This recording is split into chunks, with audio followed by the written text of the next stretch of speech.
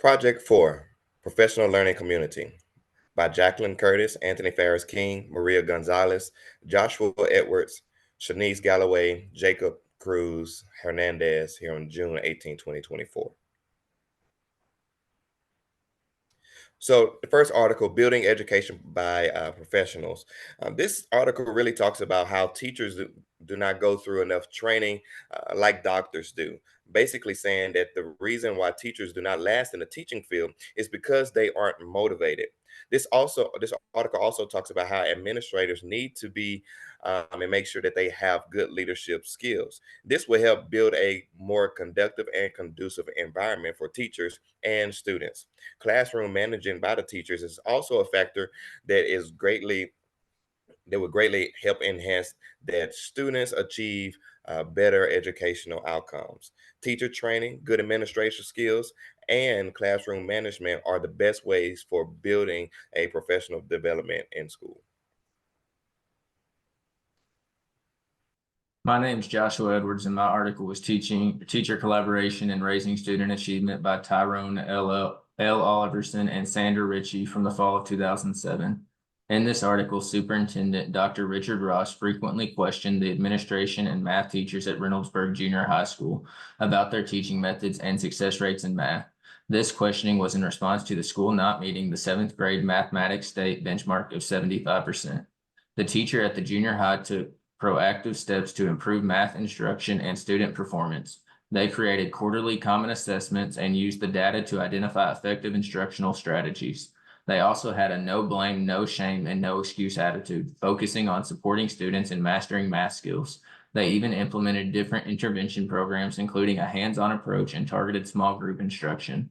The key idea in the article are action plan development, data-driven instruction, collaborative effort, and intervention programs. The author emphasizes the importance of data-driven instruction, collaborative effort among teachers, and individualized intervention to improve student performance in mathematics. The article highlights how a proactive and reflective approach can lead to significant improvements in educational outcomes. This article underscores the significance of professional learning communities in fostering a culture of continuous improvement and collaboration among educators. By working together, analyzing data, and sharing best practices, teachers can enhance their instructional methods and better support student learning.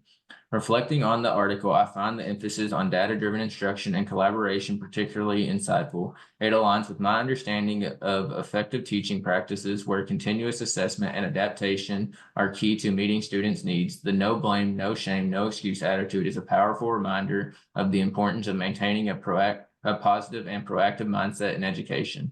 The concepts discussed in the article resonate with my experiences with effective and less effective teachers. Teachers who are clear in their lessons use varied instructional method and actively engage students tend to achieve better outcomes. This article reinforces the idea that professional development and collaboration are essential for continuous improvement in teacher practices. My name is Jacob Cruz-Hernandez. I had the third article. It's by Anthony Muhammad. It was titled, Do We Believe That They Can Learn? This article itself tackles 4 fundamental questions, which is what do we want students to learn? How do we know if the students have learned? What do we do when students have not learned? And how will we respond when they already know it?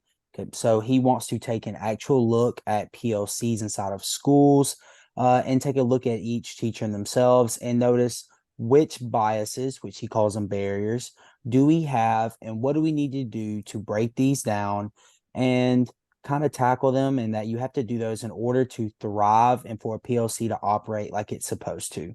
Now, one of his first steps he says for a PLC to thrive is that you have to actually use and rely on data. Now, he said that meaningful data is the lifeblood of PLCs. Underneath the No Child Left Behind law is actually said or stated that data has to be used. It's a state requirement, and that it can actually be beneficial when used correctly. He said that, or he suggested that we should check data like vital signs, which means that we check those quarterly is what he said.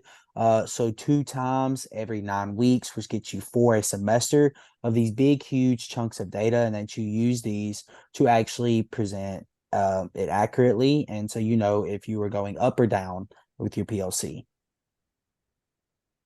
The second part, he says, is that we need to actually tackle the biases that we have with each other, and we need to tackle our competency, he says, or the capacity to teach. So you have to get all the educators on board. You have to kind of get this mindset of everyone coming together as a team, because you have to have this commitment to collaboration and adult learning. Now, he comes up with 3 brutal facts, which are: provide them with relevant research and literature for improving, design professional development that will increase teacher effectiveness, and to embed this critical adult learning into the routine practices at school.